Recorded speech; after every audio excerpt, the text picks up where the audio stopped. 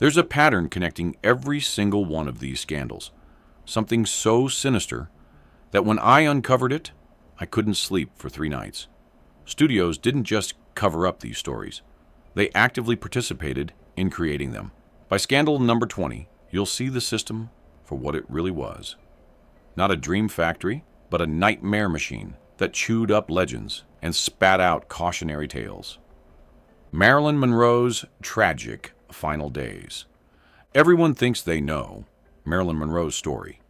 But what if I told you that the official narrative was carefully crafted to hide something much darker?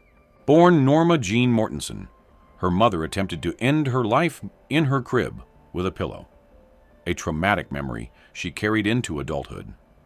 Her mother had paranoid schizophrenia and was institutionalized when Marilyn was 7. She spent 2 years in an orphanage and lived in 10 different foster homes, where she was violated multiple times and said she was assaulted at age 11. As a child, she called herself a waif and said, "The only time I felt wanted when I was a kid was when I was on stage, performing." She married at 16 to escape the foster care system and desperately wanted children but suffered from endometriosis, causing heartbreaking pregnancy losses. Despite her glamorous image, she had severe stage fright and would break out in rashes or become physically ill before performing. On August 5, 1962, Marilyn was found lifeless in her Los Angeles home, lying face down on her bed, clutching a telephone. Empty pill bottles prescribed for depression were found nearby. The official ruling was probable self-harm due to barbiturate overdose. But conspiracy theories abound. Some suggest Marilyn's romantic connections to John F. Kennedy or Robert Kennedy and her alleged knowledge of sensitive political information led to her tragic end. Others point to organized crime, theorizing they orchestrated her demise to damage the Kennedys. There's also speculation that medical professionals or those close to Monroe may have concealed the true circumstances to protect high-profile individuals. In her will, she left a quarter of her estate to her psychiatrist, Dr. Mary Ann Criss, for mental health institutions, and the generous donation went to the Anna Freud Children's Clinic in London. Hollywood's sanitized image of Monroe was threatened by her passing. Studio executives and industry insiders sought to control the narrative, shaping public perception to protect their interests. Decades later, Monroe's life and tragic end continue to captivate and provoke analysis. But Marilyn's story was just the beginning. Wait until you hear what they did to one of America's most beloved sweethearts when she was barely a teenager. Judy Garland's childhood nightmare. You know Over the Rainbow, but do you know what it cost Judy to sing it? Born Frances Ethel Gum, her mother had actually wanted to abort her.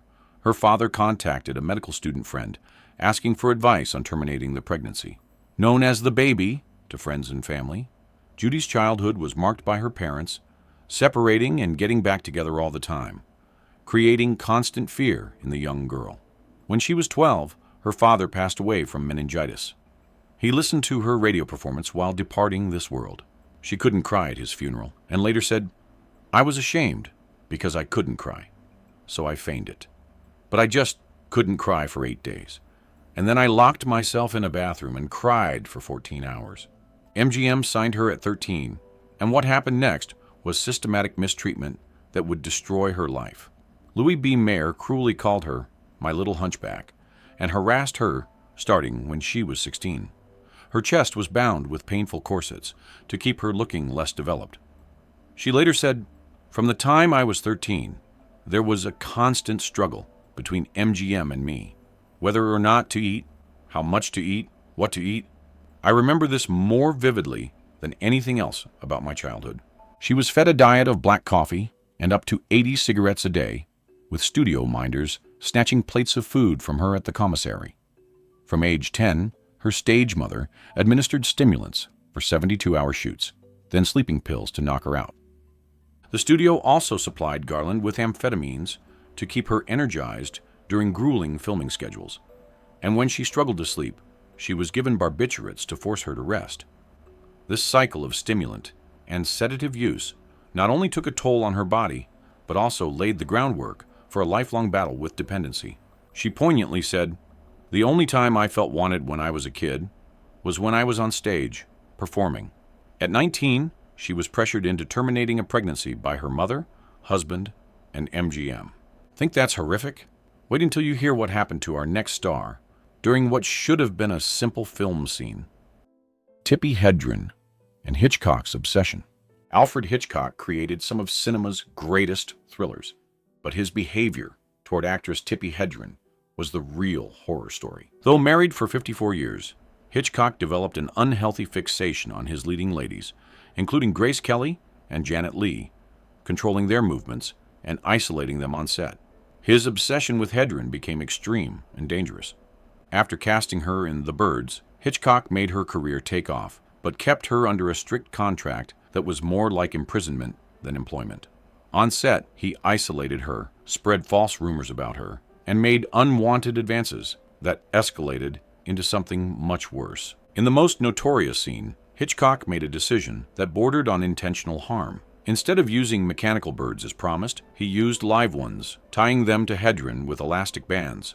The birds attacked her for days during filming, leaving her traumatized and injured. It wasn't an accident. It was punishment. When Hedren called him out and rejected his advances, Hitchcock sabotaged her career by preventing her from working with other directors and keeping her out of his future films. Despite winning awards, her career never fully recovered from his vindictive control. The man who gave us Psycho was apparently living his own version of it behind the camera. But our next scandal involves a mystery that Hollywood worked overtime to bury. The Thomas Ince mystery. Thomas Ince, known as the father of the Western and a pioneering figure in early Hollywood, met his end under circumstances so suspicious that we're still talking about them a century later.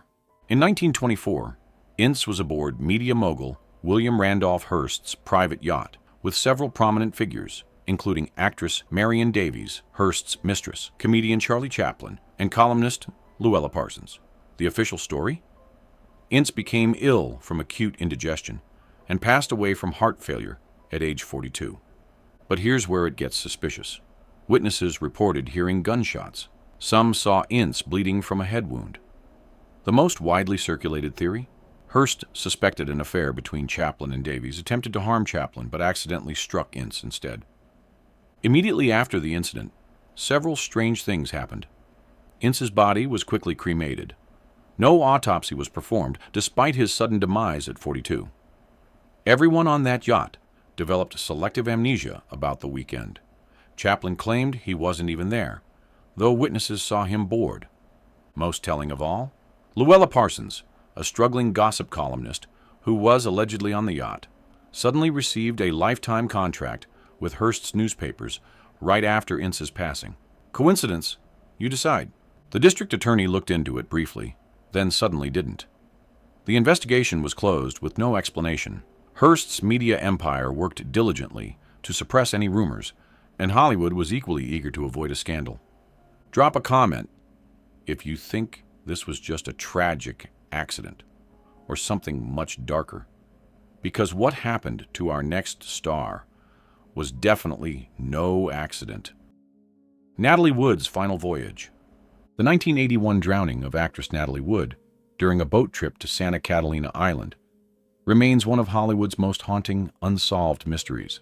But first, let me tell you about the prophecy that haunted her entire life.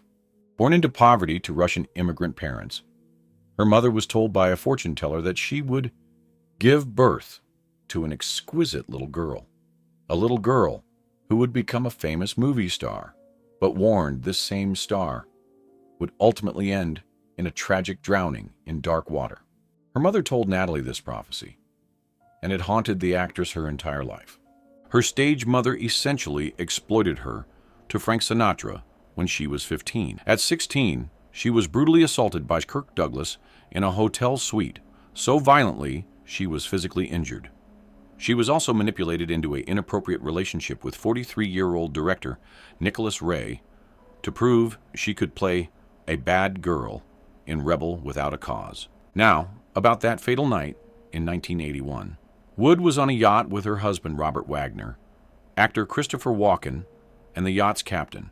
Initial reports suggested Wood accidentally fell into the water, but subsequent investigations cast serious doubt on this narrative.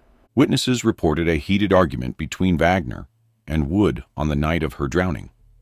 Her autopsy revealed bruises and abrasions, raising questions about whether they occurred before or during her struggle in the water.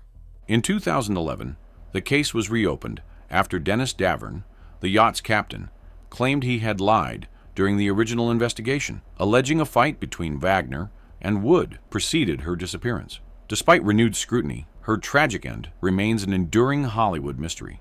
The woman who'd feared water her entire life because of a childhood prophecy met her fate in the very element she'd always dreaded. Coincidence or something more sinister? If that gives you chills, wait until you hear about the star whose own secretary destroyed her. Clara Bow's devastating betrayal. Clara Bow was the original it girl of the 1920s, the first movie star who came from nothing and spoke to ordinary people. She had that indefinable quality that made you unable to look away from the screen.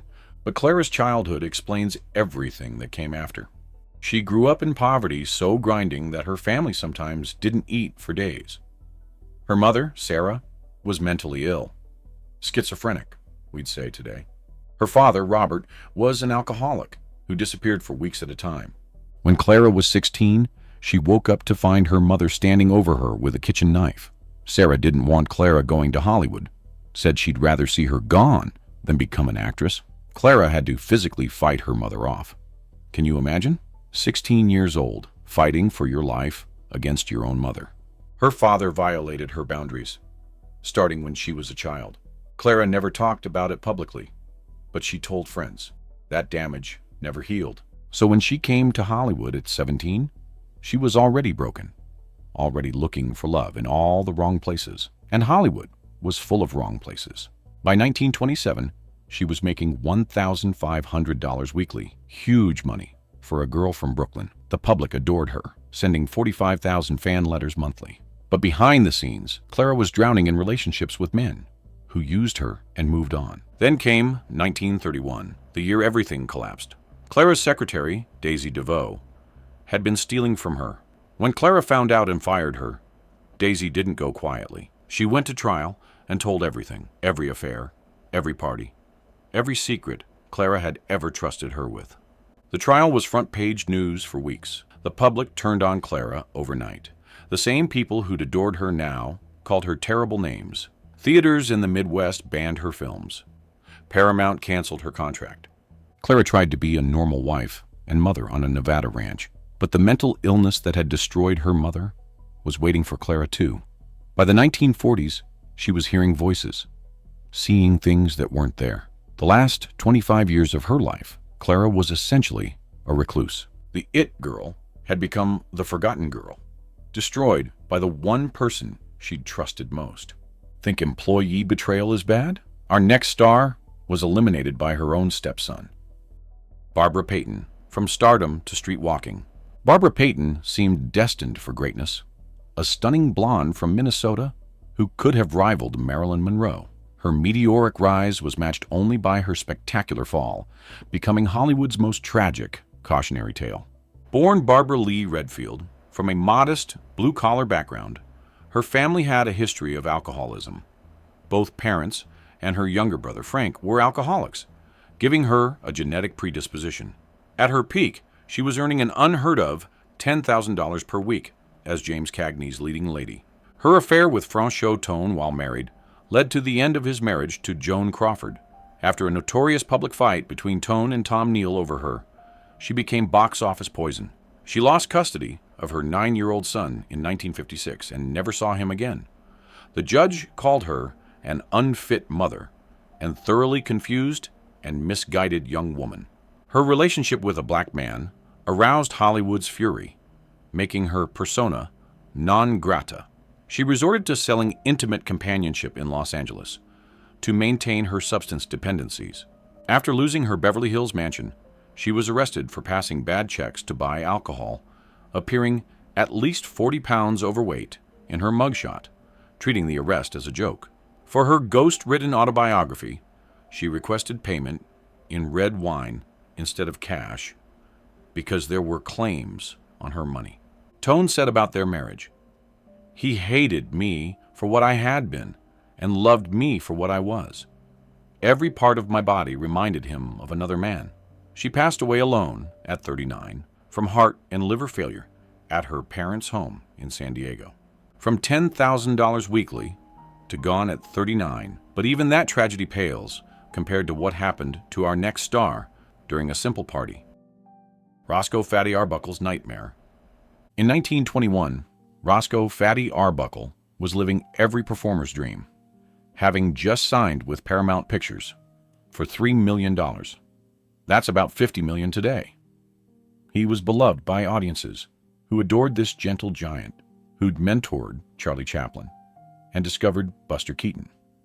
Labor Day weekend, 1921, at the St. Francis Hotel in San Francisco, Arbuckle threw a party to celebrate his new contract. During the party, young actress Virginia Rappe became gravely ill and passed away days later from a ruptured bladder. Arbuckle was accused of causing her harm, sparking public outrage. But here's what really happened, according to actual evidence. Nothing criminal. Arbuckle wasn't even alone with Rappe. Other people were present the entire time. The prosecution's star witness had a criminal record for extortion. First trial, hung jury, 10-2 for acquittal. Second trial, hung jury again, 10-2 for acquittal. Third trial, the jury deliberated for 6 minutes and wanted to write him an apology. Acquittal is not enough for Roscoe Arbuckle. We feel that a great injustice has been done him. But newspaper tycoon William Randolph Hearst saw an opportunity for destruction. His papers printed the most vicious lies imaginable, painting Arbuckle as a monster with headlines like, "Arbuckle, the Beast, held for serious charges." Despite 3 acquittals, Arbuckle was finished. Those trials cost him $700,000 in legal fees. Every penny of that $3 million contract, gone.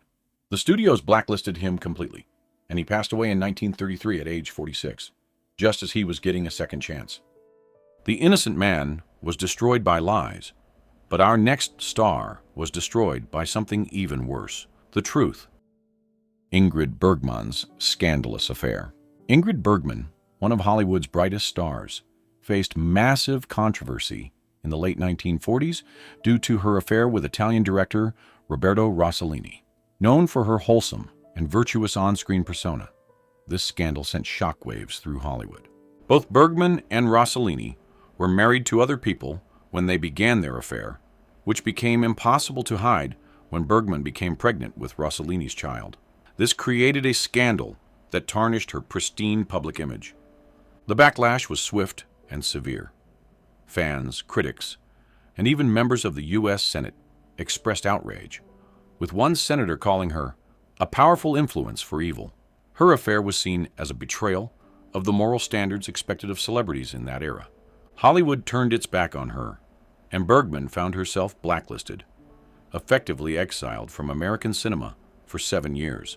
During her time away, she continued working in European films, collaborating with Rossellini, and building a new career phase. She eventually returned to Hollywood triumphantly with her lead role in Anastasia, 1956, a performance that earned her a second Academy Award and restored her reputation. Despite the scandal, Bergman's talent and resilience solidified her place as one of cinema's greatest icons. At least Bergman got her redemption.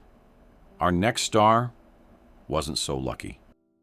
Veronica Lake, the peek-a-boo girl's hidden torment. Veronica Lake captivated 1940s audiences with her iconic peek-a-boo hairstyle and sultry femme fatale roles alongside Alan Ladd. Born Constance Frances Marie Ockelman, her father lost his life in an industrial explosion when she was only 10 years old. Diagnosed with schizophrenia as a child, her mother enrolled her in acting classes as therapy. Standing less than 5 feet tall, she had huge screen presence, but was known on sets as the bitch. Eddie Bracken said she deserved the title. She had a domineering stage mother who pushed her into show business against her will.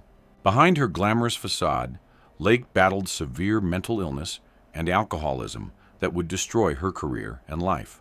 While working on a film set, Lake tripped over a wire and went into premature labor. Her baby boy Anthony perished shortly after birth. She filed for divorce within weeks and began drinking heavily to cope with her schizophrenia symptoms. When she received her star on the Hollywood Walk of Fame in 1969, only 3 people showed up. No microphone, no ceremony. By age 47, alcohol had aged her so severely she appeared to be in her 70s. Her career was over by age 30, and she worked as a cocktail waitress in New York. In her memoir, Lake wrote, "I had to get out. I was never psychologically meant to be a picture star. And I hated Hollywood. I wasn't a person. I was a commodity." In 1952, she had a mental breakdown and made a reckless solo flight from Los Angeles to New York in a fit of madness. Her mother sued her for financial support in 1948 while she was pregnant. She passed away alone at 50 from hepatitis and kidney failure. No friends or family visited. Self-deprecatingly, she said, "You could put all the talent I had into your left eye and still not suffer from impaired vision."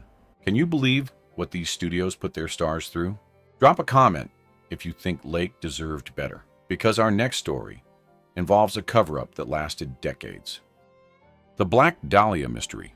The elimination of Elizabeth Short, famously known as the Black Dahlia, is one of the most notorious unsolved cases in Hollywood's history. On January 15, 1947, her gruesomely mutilated and bisected body was discovered in a vacant lot in Los Angeles, sending shockwaves through the city. Short, a 22-year-old aspiring actress, was trying to make her mark in Hollywood, and her connections to the social scene quickly became the subject of intense speculation. Rumors swirled about her relationships with influential men in the entertainment industry, painting a complex and often sensationalized picture of her life. The media seized upon the case, crafting shocking headlines and sensational stories that captivated the public's imagination, but ultimately hampered the police investigation. Short was portrayed as a femme fatale, a narrative that overshadowed the search for justice and turned her tragic passing into a media circus. Eager to protect their reputations, Hollywood studios sought to distance themselves from the scandal, further complicating efforts to uncover the truth. Despite extensive investigations and numerous theories implicating doctors, businessmen, and even figures from Hollywood itself, no one was ever charged with her elimination. To this day, the case remains an eerie cold case, symbolizing the darker side of Hollywood's golden era. Was it random violence, or did someone in Hollywood's inner circle get away with the perfect crime? Speaking of perfect crimes, wait until you hear what happened when one star's husband found her with another man. Paul Bern's tragic end. Paul Bern's tragic demise in 1932, just 2 months after marrying the iconic actress Jean Harlow, remains one of Hollywood's most enduring and mysterious scandals. Bern, a studio executive at Metro-Goldwyn-Mayer, was found lifeless in his Beverly Hills home from a gunshot wound to the head. Beside his body, a note was discovered, seemingly suggesting self-harm. The note, addressed to Harlow, read in part, "Dearest dear, unfortunately, this is the only way to make good the frightful wrong I have done you." However, MGM executives acted quickly to protect Harlow's reputation, which was at the peak of her stardom. Reportedly, they arrived at the scene before the police to ensure that the public narrative would be controlled. Rumors soon swirled around the circumstances of Bern's passing, with some suggesting that evidence had been tampered with, and others speculating that he was eliminated by a jealous lover or someone from his past. Despite these alternative theories, MGM's public relations machine worked hard to paint a picture of Harlow as a devastated widow, distancing her from any scandal. The studio emphasized her grief and quickly assured the press that she had no involvement in Bern's demise. The official narrative of self-harm, though never fully satisfying everyone, became the accepted story. To this day, questions about Paul Bern's end remain unanswered. But if you think that's mysterious, wait until you hear about the yacht party that changed Hollywood forever. William Randolph Hearst and the Yacht Incident. William Randolph Hearst, the powerful newspaper tycoon who inspired Citizen Kane, was known for his cunning and jealousy. Believing his mistress Marion Davies was involved with Charlie Chaplin, Hearst invited Chaplin and other film industry figures on a yacht trip to confront him. Among the guests was producer Thomas Ince, hoping to secure funding for his struggling studio. During the trip, Ince fell ill and was rushed to the hospital where he passed away. His body was quickly cremated, raising immediate suspicions. Rumors suggested Hearst tried to harm Chaplin but accidentally struck Ince instead. A secretary reportedly saw Ince bleeding from a head wound but the story was hushed up, and Ince's wife abruptly left for Europe with a mysterious trust fund. The most telling detail? Luella Parsons, a struggling columnist who was allegedly on the yacht, suddenly received a lifetime contract with Hearst's newspapers right after the incident. Coincidence? The timing suggests otherwise. This incident perfectly illustrates how Hollywood's most powerful figures could literally get away with anything, including eliminating inconvenient witnesses. But the cover-ups weren't always successful. Sometimes the truth came out in the most shocking ways. Jean Harlow's forced arrangements. Jean Harlow, the original blonde bombshell who rose to fame after starring in Howard Hughes' film Hell's Angels, had a personal life filled with studio manipulation and forced relationships. Born as Harley Ann Carpenter, she rarely saw her father after her parents divorced when she was young. At 15, she contracted scarlet fever while at summer camp, which permanently weakened her health and would contribute to her passing at 26. Her domineering mother, nicknamed the Baby by friends and family, would drive her to stardom while controlling every aspect of her life. At just 15, she entered her first marriage, which ended in divorce a few years later. Her second husband tragically lost his life in what was officially called an accident, though rumors suggested she might have been involved. Harlow's affair with a married boxer caused a scandal that almost ruined her career. To save her image, the studio arranged a marriage of convenience with cinematographer Harold Rawson. This marriage was purely for appearances and ended quietly after a few months. She fell deeply in love with actor William Powell while filming Reckless in 1935 and dreamed of marrying him, starting a family, and leaving acting. However, Powell, cautious after his divorce from Carole Lombard, didn't want to rush into another marriage or have children. When Harlow discovered she was pregnant, she faced a painful choice. Knowing Powell's feelings and the studio's strict stance on unwed mothers, she secretly terminated the pregnancy. This wasn't her first forced termination. Years earlier, her mother and stepfather had convinced her to end an earlier pregnancy without her first husband's knowledge. She later confessed to a friend, "I wanted that child that was taken from me. My whole life would have been different if I'd been given that baby." On the day Rin Tin Tin passed away, Harlow tenderly cradled the famous canine's head in her lap as he departed this world. Her autograph is extremely rare today because her mother signed all her fan mail. The studios controlled every aspect of these stars' lives, including their most intimate decisions, but sometimes their control led to even darker consequences. Gloria Graham's shocking union. In 1960, Gloria Graham's marriage to her former stepson, Anthony Ray, caused an enormous scandal that shocked Hollywood and the public. Anthony was the son of Graham's ex-husband, director Nicholas Ray, and their relationship sparked widespread controversy due to its unconventional nature. The scandal was fueled by rumors that the relationship had begun while Graham was still married to Nicholas Ray, which made the situation even more sensational and complicated.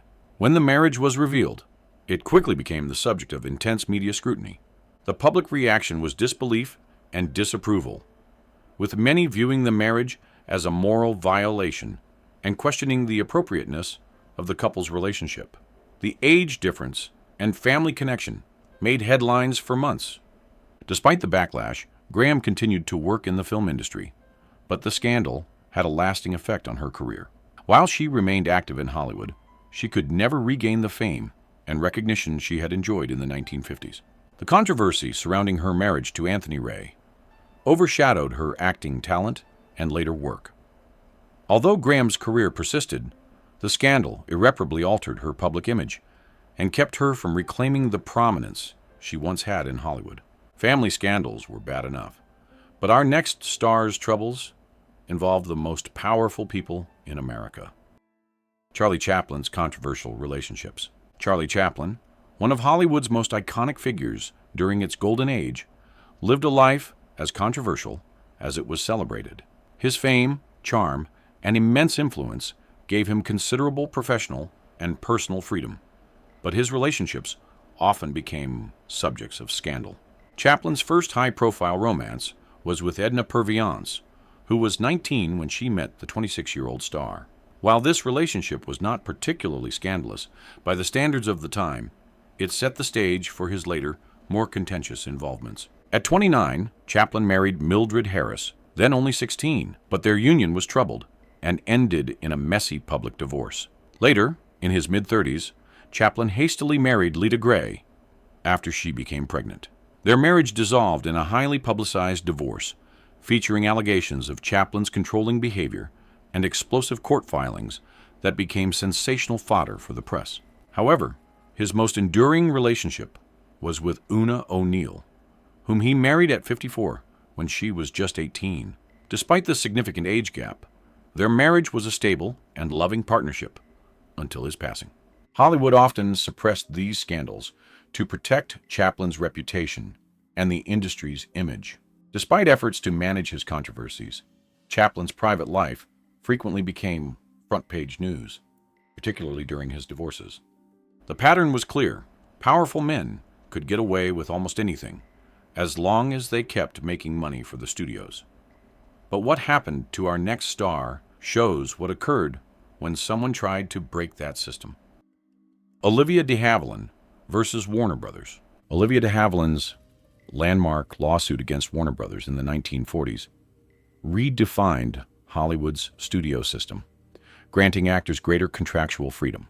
This legal battle became known as one of the most important challenges to studio power in Hollywood history. De Havilland's legal challenge revolved around California Labor Code, Section 2855, later known as the de Havilland Law.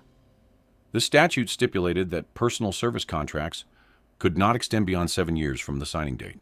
Warner Brothers had extended her contract beyond 7 years by adding suspension periods. De Havilland argued this violated the law, threatening the studio system's business model, which relied on long-term contracts to control actors' careers. Hollywood studios, including Warner Brothers, feared public sympathy for de Havilland might inspire similar lawsuits. The studios fought her case aggressively, using every legal and public relations tool at their disposal. Nevertheless, she won her case in 1944, with the ruling upheld on appeal in 1945. This victory significantly weakened the studio system, paving the way for actors to negotiate better terms and spurring the rise of independent production companies. De Havilland's courage changed Hollywood forever, but not all stars were brave enough to fight back. Some paid the ultimate price for their silence. George Reeves' mysterious end. George Reeves, the actor most famous for portraying Superman in the 1950s TV series Adventures of Superman, met his end under mysterious and troubling circumstances in 1959. His passing was officially ruled self-harm, but several inconsistencies surrounding the case raised doubts. One of the key issues was the absence of fingerprints on the weapon, a detail that led many to question whether it was truly self-inflicted harm. At the time of his demise, Reeves had guests in his home, and conflicting accounts of the events only added to the intrigue. Some witnesses claimed to have heard gunshots or witnessed unusual behavior, while others seemed unclear about the details. The uncertainty surrounding Reeves's passing was further fueled by the lack of clarity in the statements provided by those present. Hollywood studios, determined to protect the Superman brand and its family-friendly image, worked quickly to frame the incident as a tragic personal crisis. This narrative helped shield the superhero icon from any potential scandal that could tarnish the beloved character. Despite the official ruling, the mystery surrounding George Reeves's end has never been fully resolved. The questions of whether it was self-harm, an accident, or even foul play continue to spark debate, with no clear answers emerging after decades. Even Superman couldn't escape Hollywood's dark side. But our next star's story involves a mystery that's even more chilling. Thelma Todd's mysterious passing. Thelma Todd, a popular comedic actress in early Hollywood, particularly known for her collaborations with the Marx Brothers, enjoyed a successful career. Her charm and comedic timing made her a beloved figure in the entertainment world. But her life took a tragic and mysterious turn in 1935. Todd's untimely passing at the age of 29 shocked Hollywood and sparked endless speculation. Her body was discovered in her car which was parked inside the garage of the home of Roland West, her lover and a film director. The car's engine was running, and the official cause was initially ruled as carbon monoxide poisoning, suggested as an accident due to the running engine in an enclosed space. However, the circumstances surrounding her demise soon raised suspicions. Bruises were found on Todd's body, which led some to believe there had been a struggle, and questions about whether she had been harmed or even eliminated began to surface. The fact that Todd had been seen at a party the night before her passing only deepened the mystery. Hollywood, always sensitive to its public image, worked hard to manage the aftermath of Todd's demise. The media was quick to sensationalize the event, and various conspiracy theories began to circulate. One popular theory involved Todd's complex relationships, particularly with her lover, Roland West, and her ex-husband, Pat DiCicco. Alleged tension in these relationships raised the possibility of foul play. The press focused on her career and talents, but Hollywood insiders were cautious not to delve too deeply into the darker implications of her end. Despite these efforts, Todd's passing remains unsolved, and theories of elimination or foul play persist to this day. The mystery serves as a chilling reminder of the dangers lurking behind the glamorous Hollywood facade. Can you see the pattern emerging? Every time someone got too close to the truth, they mysteriously disappeared. Our next star's story proves this wasn't paranoia, it was a system. Frances Farmer's forced treatment. Frances Farmer's tumultuous career took a tragic turn in the 1940s when she was institutionalized, following a series of arrests and erratic behavior. Born in Seattle, Farmer's childhood was marked by her parents' divorce when she was 4. In high school, she wrote an essay called God Passes Away that caused controversy, leading her to say, "The more people pointed at me in scorn, the more stubborn I got. And when they began calling me the bad girl of West High School, I tried to live up to it." When arrested by police, she listed her occupation using an extremely inappropriate term. Director Howard Hawks considered her the best actress he ever worked with. Declared mentally incompetent, Farmer endured harsh treatments, including electroconvulsive therapy and insulin shock therapy. She spent 9 months at Kimball Sanitarium, enduring insulin treatments for 90 days straight, then 5 years at Western State Hospital, where she received electroshock therapy 2 to 3 times per week for months. Her mother fought for and won guardianship, and they became enemies who had grown tired of pretending.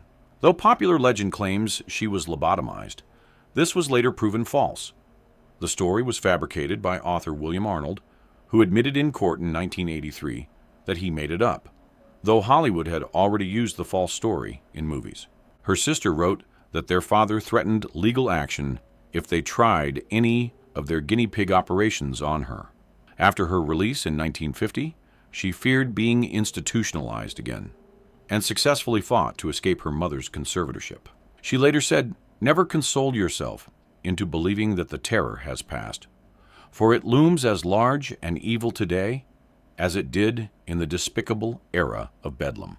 At the time, mental illness carried significant stigma, and studios often sought to conceal or downplay stars' struggles to protect their marketability.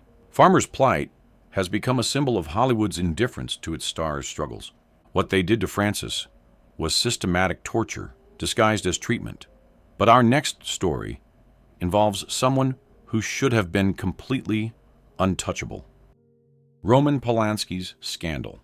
In 1977, Roman Polanski, a renowned filmmaker, was arrested and charged with multiple offenses involving a 13-year-old girl, Samantha Gailey. The charges included unlawful intimate contact, substance use, and inappropriate acts. The incident occurred at actor Jack Nicholson's home, although Nicholson was not present. Polanski pled guilty to unlawful intimate contact as part of a plea bargain, which resulted in a 42-day psychiatric evaluation in prison.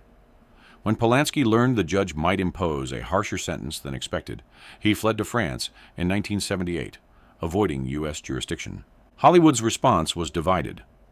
Some lauded Polanski's artistic contributions, while downplaying the severity of his actions. Others viewed the industry's defense of him as indicative of its moral failures. Over the years, Polanski's scandal has remained a contentious issue, highlighting the tension between artistry and accountability. The case continues to divide public opinion and serves as a stark example of how Hollywood's elite could escape justice. The fact that Polanski had supporters in Hollywood shows how deep the corruption went. But our next star's trial revealed something even more disturbing. Errol Flynn's legal battle. Errol Flynn, the dashing leading man of Hollywood's golden age, became equally notorious for his off-screen escapades. His 1943 inappropriate conduct trial marked one of the first high-profile scandals to test Hollywood's ability to shield its stars from serious allegations. The case began when two underage girls, Betty Hansen and Peggy Satterlee, accused Flynn of unlawful intimate contact at his Hollywood home and aboard his yacht. The allegations, surfacing in 1942, painted a damning picture of the star. Hansen was 17 and Satterlee 16 at the time of the alleged incidents. Warner Brothers, under contract with Flynn, spared no expense in his defense, hiring top legal representation and crafting a public narrative that cast Flynn as a victim of opportunistic accusers. His reputation as a playboy was leveraged to suggest that any interactions were consensual and misunderstood. Cultural norms aided Flynn's acquittal in 1943, often placing the burden of proof on victims and undermining their credibility. Despite the trial's damaging revelations, Flynn's career endured, solidifying his complex legacy as both a Hollywood icon and a controversial figure. The phrase, "in like Flynn," took on a much darker meaning after this trial, but Hollywood just kept making money from his films. Drop a comment if you think Flynn should have faced real consequences. Because our next star's secret was so explosive, it had to be hidden for decades. Loretta Young's hidden truth. Loretta Young's hidden motherhood reveals the lengths stars went to maintain their image during Hollywood's golden age. In 1935, Young gave birth to a daughter, Judy, following a rumored affair with her Call of the Wild co-star Clark Gable. Gable, known as the King of Hollywood, had his own tragic childhood. His mother passed away when he was only 10 months old, leaving him with a chaotic upbringing that contributed to his self-destructive adult lifestyle. He was dyslexic and failed terribly in school, dropping out at 16. Initially rejected for screen tests because his ears were too big, he had extensive dental work and orthodontia to fix his appearance. His beloved wife, Carol Lombard, perished in a plane crash, after which he joined the Army Air Force at age 41 and flew 5 combat missions as a tail gunner. He was never the same after her demise. He never knew his legitimate son, who was born after Gable's passing, and he said of the pregnancy, "This is a dividend that has come too late in life." Ironically, his final film, The Misfits, was also Marilyn Monroe's last movie. To preserve her career and avoid the stigma of unwed motherhood, Young orchestrated an elaborate cover-up. She temporarily placed her daughter in an orphanage before adopting her publicly, presenting the situation as a traditional adoption. Studio executives supported the ruse, fearing the scandal could harm both Young and Gable's box office appeal. Judy Lewis, Young's daughter, did not learn the truth about her parentage until she was an adult years later. This revelation highlighted Hollywood's obsession with control and its willingness to sacrifice personal truth for public perception. Even family relationships were considered expendable for the sake of image. But Young's deception was nothing compared to what happened to our next star. Patricia Douglas's courage. Patricia Douglas's 1937 assault case sheds light on the darker side of Hollywood's power dynamics. At an MGM-hosted party, the young dancer was attacked by a studio salesman. Despite reporting the incident to police, MGM worked tirelessly to suppress the story, undermining Douglas's credibility and managing public fallout. MGM's influence extended to legal proceedings, with reports of tampered evidence and attempts to intimidate Douglas into silence. Her case marked one of the first public accusations of assault in Hollywood, but also highlighted the systematic barriers victims face in seeking justice. Douglas's career ended in obscurity, and her ordeal faded from public memory until rediscovered decades later. Her story remains a chilling reminder of Hollywood's complicity in protecting its own at the expense of justice. The studio system wasn't just about making movies. It was about silencing anyone who threatened to expose the truth. Douglas was brave enough to speak up, but the system was too powerful to defeat. Our final scandal involves someone who should have known better than to associate with history's most evil regime. Walt Disney's controversial meeting. Walt Disney's 1938 meeting with Leni Riefenstahl, a German filmmaker infamous for her Nazi propaganda films, serves as a significant and controversial moment in Hollywood's complicated relationship with politics. Riefenstahl, known for her work glorifying the Nazi regime, visited Hollywood shortly after the horrific events of Kristallnacht, a violent and coordinated Nazi attack on Jewish communities in Germany. At the time, Riefenstahl was seeking to promote her films to American audiences, despite her close ties to the Nazi Party. While many prominent Jewish executives and filmmakers in Hollywood refused to meet with her, Walt Disney, one of the most powerful figures in the industry, invited Riefenstahl to tour his studio. This meeting, though not widely publicized at the time, would later draw significant criticism as the war and its atrocities unfolded. The United States had not yet entered World War II, and public sentiment against Nazi ideologies was beginning to grow. Hollywood, with its substantial Jewish influence, was particularly sensitive to any potential connections to Nazi sympathizers. Though Disney carefully managed his public image, the meeting remained a controversial footnote in his legacy. At the time, Disney may have seen the meeting as merely an opportunity to entertain a visiting filmmaker, but in hindsight, it is viewed as a significant misstep, especially as the horrors of the Holocaust and Nazi crimes became widely known. This episode highlights the complexities of Hollywood's engagement with politics, especially during a time when the entertainment industry was navigating its position in a world on the brink of war. The dark truth behind the Golden Age. 27 scandals, 27 cover-ups, 27 examples of how Hollywood's Golden Age was built on lies, manipulation, and systematic mistreatment of the very people who made it golden. What connects every single one of these stories? The studio system itself. This wasn't just entertainment. It was a machine designed to create, control, and when necessary, destroy human beings for profit. But here's what really gets me. These weren't isolated incidents. This was policy. This was procedure. This was how business was done in the Dream Factory. These stars gave us magic. They gave us dreams. They gave us escape during the Depression and hope during war. And in return, the industry gave them addiction, exploitation, and silence. Which story shocked you the most? Drop a comment below, because I'm genuinely curious which of these scandals kept you awake at night like they did me. These legends deserved so much better, but maybe, just maybe, by telling their stories, by refusing to let Hollywood bury the truth, we can give them something they never got while they were alive. Justice.